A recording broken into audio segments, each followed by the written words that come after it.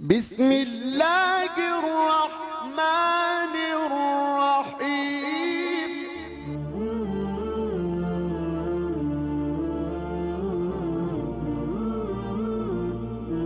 ربیع الاول 3 ہجری میں حق و باطل کے درمیان دوسرا معرکہ احد کے مقام پر پیش آیا۔ احد مدینہ منورہ سے 3 میل کے فاصلے پر ایک وادی ہے۔ مشرکین کا لشکر جنگی ساز و سامان سے لیس تھا اور 3000 کے نفوس پر مشتمل تھا۔ حضور نبی کریم صلی اللہ علیہ وآلہ وسلم نے صحابہ کرام کو جنگ کی تیاری کرنے کا حکم دیا اور 1000 مجاہدین کا لشکر لے کر احد کے مقام پر پہنچے۔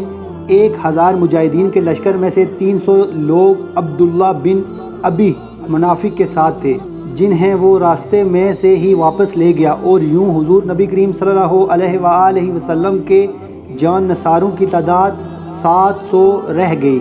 غزوہ احد میں 70 صحابہ کرام رضی اللہ تعالیٰ عنہ نے جام شہادت نوش فرمایا، جبکہ 22 کفار جہنم واصل ہوئے۔ حضور نبی کریم صلی اللہ علیہ وآلہ وسلم کا دفاع کرنے والے حضرت سیدنا ابوبکر صدیق رضی اللہ تعالیٰ عنہ، حضرت سیدنا عمر فاروق رضی اللہ تعالیٰ عنہ، حضرت سیدنا علی مرتضیٰ رضی اللہ تعالیٰ عنہ اور حضرت طلحہ بن زبیر رضی اللہ تعالیٰ عنہ نے اپنی جان نثاری کا ثبوت دیا اور آپ صلی اللہ علیہ وآلہ وسلم کی حفاظت فرمائی۔ ذی-القعدہ 5 ہجری کو دشمنان اسلام کا 24000 کے لشکر کی صورت میں مدینہ منورہ کی جانب جنگی ساز و سامان سے لیس ہو کر حملے کے لیے آیا۔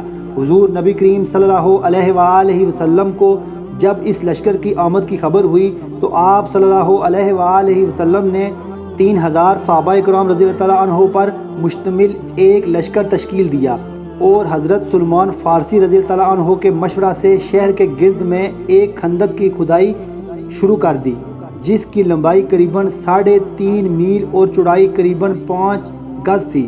اس خندق کی گہرائی 5 گز تھی اور اس خندق سے نکلنے والی مٹی اور پتھروں کو خندق کے کنارے اس طرح لگا دیا کہ اس نے ایک مورچے کی شکل اختیار کر لی۔ مشرکین کا لشکر جب مدینہ منورہ کی سرحد پر پہنچا تو شہر کے گرد خندق دیکھ کر پریشان ہو گیا۔ اس نے شہر کا محاصرہ کر لیا اور تیر اندازی شروع کر دی۔ صحابہ کرام رضی اللہ تعالیٰ عنہ نے بھی جواباً تیر چلائے۔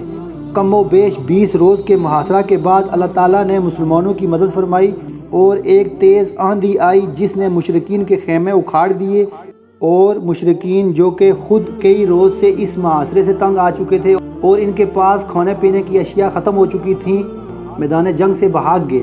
یکم ذی-القعدہ 6 ہجری میں حضور نبی کریم صلی اللہ علیہ وآلہ وسلم 1400 صحابہ کرام رضی اللہ تعالیٰ عنہ کی جماعت کے ہمراہ حج بیت اللہ کی زیارت باسعادت اور عمرہ کی ادائیگی کے لیے مکہ مکرمہ روانہ ہوئے۔